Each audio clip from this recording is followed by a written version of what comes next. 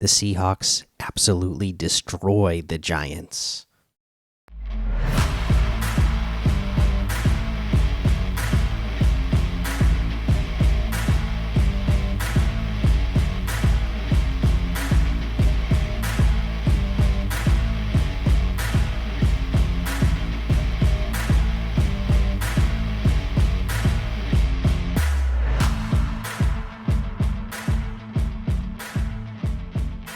Welcome back to another episode of the Seattle Sports Show. This is the Seattle Seahawks versus Giants post-game show where we just absolutely destroyed the Giants. As I said, my goodness, this is the kind of statement game that I was talking about when I did the preview for this game. When I did the prediction for this game, I said this needed to be a statement win, and it was. They made a statement to the league. Let's get into it.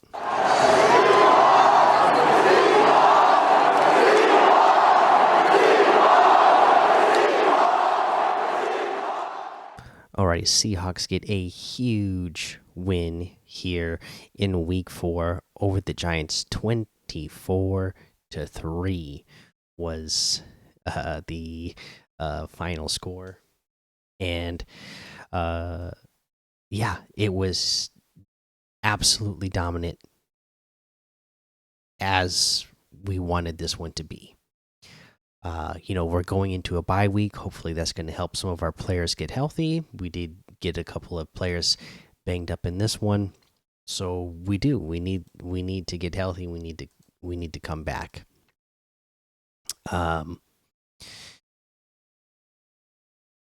But going into that bye week, you wanted to send a statement to the league about what you're going to be going up against once we're out of our bye week and once we're all healthy and ready to go.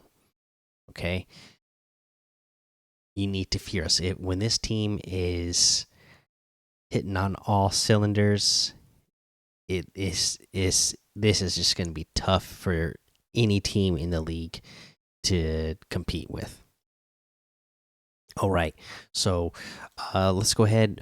Let's pull up some of the numbers here. We're going to go through it quickly tonight. It was a Monday night game, so I didn't get to watch all the post-game stuff that I normally wouldn't talk about on here because it's a Monday night. It's a school night. Like I said, I got 5 kids. I got 3 of them are school age, so I have to get stuff ready. Lunches, back in and packed, make sure their clothes are ready for the next day, all that. So I didn't get to get all that, so this will probably be a little bit shorter than usual, but we still have some stuff to go over. So let's take a look. Okay, let's get into the stats of this game. We can look at the individuals first. All right, Geno Smith, he was one of the players who unfortunately got injured during this game on a tackle. I did see this in a post game blurb that he had, that he felt like the tackle was dirty, saying that there's no place for that in football. I don't know if it was exactly dirty. It was definitely bordering being a late hit. So I get his frustration with that. Anyways, he was injured. He got back in the game, so hopefully, it's not going to be something that's going to linger throughout the season. Obviously, he was able to get back in the game, and again, thankfully, we have a bye week next week, so we'll keep an eye on that. But for Geno Smith today, he was 13 for 20 for 110 yards, 1 touchdown, and overall rating of 95.8. Now, that doesn't sound super great, does it? And the offense passing game, it never really got rolling, but it never really needed to. Obviously, we had the injury to Geno Smith, so he was out for a bit. Drew Lock came in for a little bit. He was 2 for 6, 63 yards. Um, but we didn't need the passing game when you had Kenneth Walker the third once again. 17 carries, 79 yards. That was a 4.6 average. He had a touchdown, 31-yard was his long. Charbonnet had 5 carries, looked strong on all of them, 31 yards, 6.2-yard average. His long was 15. Drew Lock, he had one rush in there for 11 yards. That was a team total of 121 yards. It didn't quite get to the 150 I was saying I was hoping that we would get to help establish the fact that we could run consistently. But hey, we'll take it. 121 yards, and it was good. Like I said, this Giants team, not the greatest of tacklers. Like I said, you could see Charbonnet and Walker pulling off some big runs here and there throughout the game. So, I'm glad they were able to take advantage of that. Now, receiving wise, again, we didn't put up big numbers total as a team, but the passing plays we had, they made him count. Noah Fant, 2 receptions, 63 yards total. His long was 51. Yes, just that 1 yard short from getting into the end zone for the touchdown. But hey, that was great. A set of moves that he did to keep himself in bounds on the sideline, getting all the way down to the one, almost getting knocked out twice on the sideline, but able to stay in bounds. Lockett had 4 receptions today for 54 yards. DK Metcalf had 3 receptions for 34 yards and the touchdown. That was big. Cody Thompson had a catch in there today for 10. Zach Charbonnet had 1 for 9. And JSN had 3 receptions for 5 yards. I didn't like the couple of times they tried to run a screen with him. I mean, just Seattle in general, they need to throw screen passes out of the playbook. Yeah, I mean, this Pete's his whole career here with the Seahawks. We cannot run the screen, right? I mean, it's just ridiculous. You see NFL teams all throughout the league running screen passes successfully, and you always wonder, why can't the Seahawks just do that? And they just can't. So forget it. Do not do it. It's never mattered who we have. Doesn't matter how elite of talent they are. Like, we just cannot run screen passes. So just don't do it, okay? I don't want to see it run by the Seahawks anymore. Don't run any screen passes. You want to get some, it never works to DK. It doesn't work when we try to run it to Lockett. And then again, just going back the whole career here of Pete being here with the Seahawks, it just doesn't work. So, there's so many other short passes that you can do to try to catch a defense off guard, if that's what you want to do. If you're basically trying to do an extended run play, so many different options you can do that are not the screen pass. So throw that out of the book. I don't want to see it anymore. But yeah, that was your receiving. Jordan Brooks, defensive wise, he recovered that fumble today, and then Bobby Wagner, 17 tackles today, 2 sacks, 2 big sacks. Oh, Bobby Wagner was looking vintage Bobby Wagner out there today. I loved it. Julian Love, 10 tackles. Jordan Brooks also had 10 tackles. Jordan Brooks had 2 sacks as well. Julian Love, watching him again, there was a couple spots in there that were, uh, again a little bit iffy with him in coverage tonight. But obviously he's coming up and he's helping make those tackles as a safety should do. Just got to shore up that coverage. Witherspoon, 7 tackles, 2 sacks, interception return for a touchdown. Oh my goodness, was this guy the man tonight? Number 5 overall pick, and everybody who didn't pick him before, they're shaking their heads, going, "Why didn't we pick this guy?" The Detroit Lions. It's been said that they wanted him in the draft. It's a good thing the Seahawks took him where they did, because he was going to go the very next pick. That was the whole reason why the Lions traded back when they did, right? Because we took the guy that they wanted. And boy, do we feel good about it right now. Just looks like an absolute star out there. Both covering outside, covering slot, coming up and blitzing, getting to the quarterback, in run support. I mean, he looks like a safety out there in when he's playing nickel, right? The way he comes up there and he's laying hits on running backs, laying them out. That's what Pete said when he watches Devin Witherspoon, when he was watching his college stuff, that he looks like a generational talent, and compared him to Troy Polamalu. Yes, I mean, when you can have run support like that from your corner, generational, no joke. Pete was not wrong about that. That's generational talent right there. Ridiculous.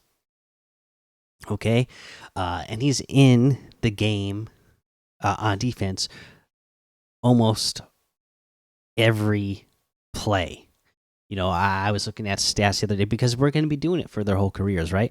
We're going to be looking at Devin Witherspoon and Jalen Carter, because there was a lot of talk that Jalen Carter, he was falling down the draft, so he was going to be available at 5, so the Seahawks could take him at number 5. We didn't, so every team that didn't pick Jalen Carter is going to get comparison. Before the draft, I was joking with a friend that that they're not going to pick Jalen Carter. They're going to go with Christian Gonzalez. This great corner out of Oregon, that I thought he looks like he would be a good Seahawk. And obviously they ended up deciding to go with the corner, and it was Devin Witherspoon. And it's looking like that's another one that I'm going to be comparing them to, because Christian Gonzalez is looking good over there with the Patriots as well. But if Witherspoon is going to keep having performances like he had tonight, it's going to be comparison with nobody. He's going to be in a league of his own. It's just, wow, how fast he is to get to the ball. How fast he is to come up and stop the run when it's run play, and then just how fast he gets in the backfield when they call a blitz for him. This is what we wanted to see. This is a dominant win that we wanted to see. Like I said, this defense, if it can get rolling like this, teams are going to have a hell of a time trying to stop them. And if we can get more creative play calling like this on defense in a consistent manner, and not just like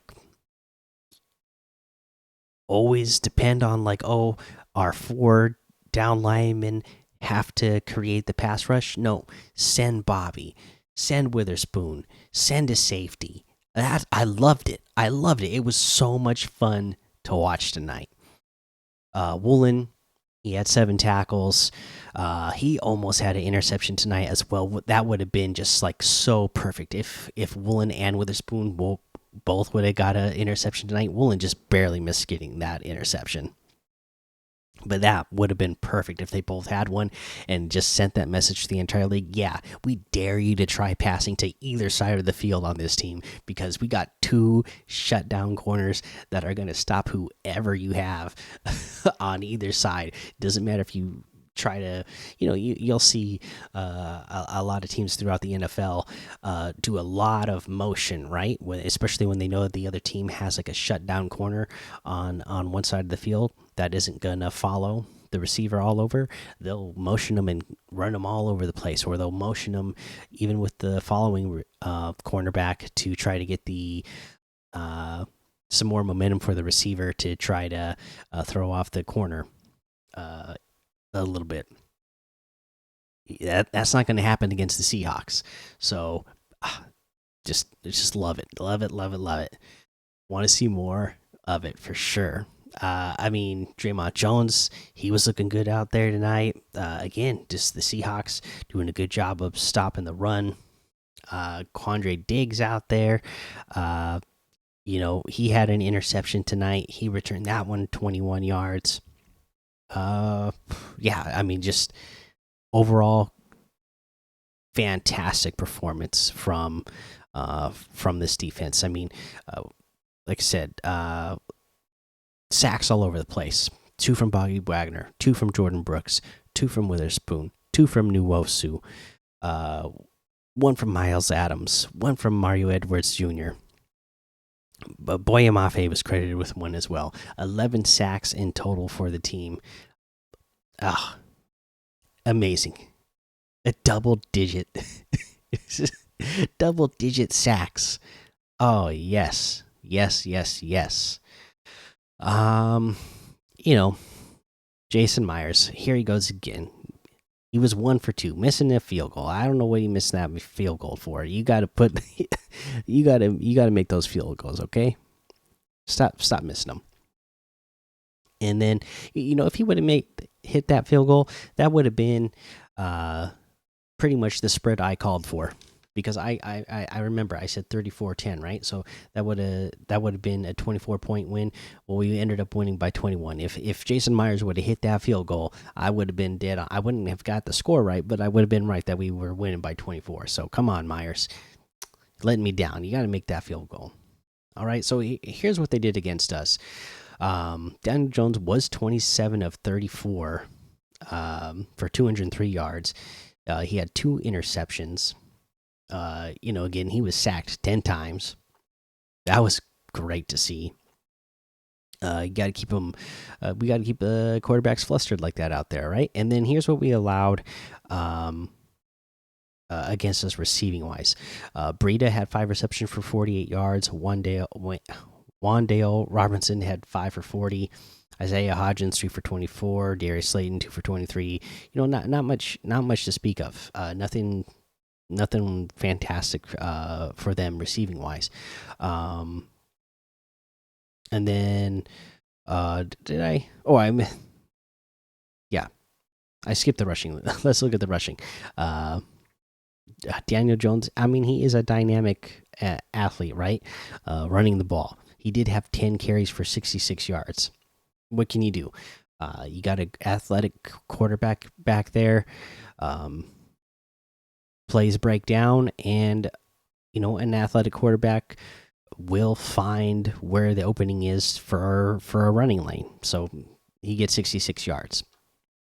Exclude that. Look what they did with the running backs, like on called run plays. Matt Breida, 14 carries for 30 yards, only averaging 2.1 yards per carry. Gary Brightwell got in for a few carries, a handful, 4 carries for 9 yards, 2.3 yards a carry. Just absolutely rocked him. Okay, if you take out the 66 yards from Daniel Jones, they had 46 yards rushing. Yeah, that was a good defensive statement from this team. Again, there was a couple of times I felt like they could have done a better job of getting Daniel Jones. Again, that's such a hard situation to stop a quarterback who can run like that. They could have done a better job of uh, trying to maintain the contain on Daniel Jones and not over pursuing a couple of times so that they could make sure he didn't rattle off a couple of the bigger runs that he had. Like his long was a 17-yard run. They could do better on making sure that when they're going against an athletic quarterback like this, that they don't break the contain. That way, when they do take off running, it's going to be a lot harder to get a big chunk like that. All right, so now, that's kind of what was done individually. Let's take a look at the team stats. Okay, this is what I like to look at. 281 yards total for us, 13 first downs. They had 248. They had 3 turnovers to our 0, and 17 first downs for them. They had time of possession 36 minutes to our 24. Now, this is why context is important when you're looking at stats, because you're obviously going to, most people are going to think, if they just look at the stat, they're like, oh, New York had the ball for 36 minutes. How did they end up losing by 21 points? Well, that's because our defense was so dominant. They had to be on the field even longer because they got that interception, ran it back for a touchdown, and then had to go right back on the field. All right. More team stats here. Third down efficiency, still not where I want it to be for us. 3 for 12. Our offense was 3 for 12 on third down. We gotta improve. That's that's still been something that hasn't been great in the games this year, just in general. We gotta improve on third down, which means again our run game. Talking about that consistency, at least just rattling off 3 or 4 yards at a time, so that way those third downs become a little bit easier. Like we can't keep having these run plays that are getting stuffed right at the line, or we're dancing around, running all over the place, trying to find some sort of like big opening. Just take what is there, take a few yards, make third down a little bit easier. Defensively against them, that was good. They were 6 for 16 on third down, so our defense obviously holding them under 50%, so that was good. I mean, what else can we go over here for the team stats? I mean, that's basically it. I mean, the 3 turnovers, that was huge for us. Obviously affected the time of possession, but especially with Geno being hurt out there, I think it was good that our defense was out on the field more, because our defense was being dominant, and it gave Geno enough time to rest and get himself back in the game later on. There are some injuries coming out of this. We did see, obviously, Jamal Adams, just so bummed out for the man. Worked.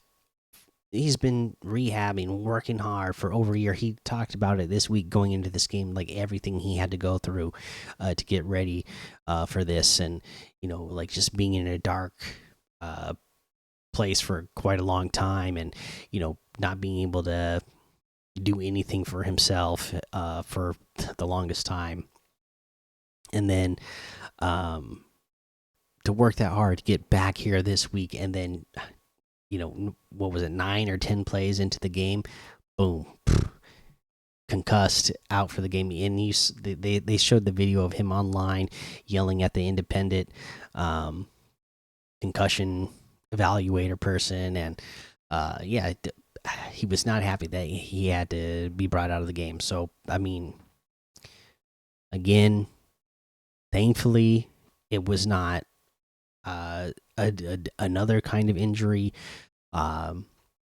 that is going to keep him out over long period of time, like the last one.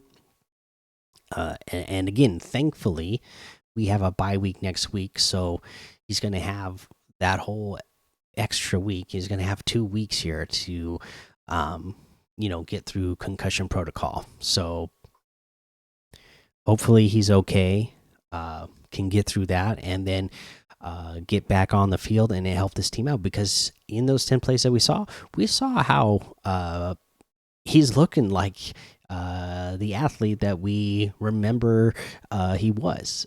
He was flying around on the field. Okay, so he was coming up and making hits, and that's what we want to see. And I sure would like to see it for a whole game. Like I said, I mean, if we can have Woolen, Spoon, and Adams out there all together on the field at the same time for an entire game, I can't wait to see it. Geno Smith, obviously something going on with the knee, ankle there. So again, hopefully he's going to be okay. Obviously, it was okay to get back in. And then Phil Haynes went down, and I never heard an update on him. So hopefully that's not going to be anything too serious either. Now, that's kind of the injuries we have. Again, luckily we have a bye week, so hopefully everybody gets healthy, be ready to go for our next game against the Bengals, who are struggling and have a ton of injuries themselves as well. So, time for everybody to go get healthy, get right. For us as fans, we just get to enjoy football next week, right? Just just for fun, go watch some other games and see what else is going on around the league. Maybe check out some more Bengals games and see what the competition is going to be like. All right, let's call it an episode. A great win here for the Seahawks. Let me know what you thought of it. I want to know, how are you feeling about Devin Witherspoon now? We've got to see him in 3 games now. You cannot tell me you are not impressed by now, especially after tonight's game. And nobody could tell me with a straight face that they don't think that it was a good pick, right? So let me know, what do you think of Witherspoon? What did you think? Do you agree with Geno? Was that a dirty play on the tackle that was on the sideline there on him? And let's just get it. Go Hawks in the comments below as well. All right, that's the episode. Make sure you hit that subscribe button. If you're watching on YouTube, hit the like button, share it with your friends. Same thing for the podcast. Share it with the friends, leave a review. That all helps the show grow and the community grow, and I really appreciate it. So I've been your host, Mikey. This has been the Seattle's post game show, where we just got a huge win over the Giants. Go Hawks.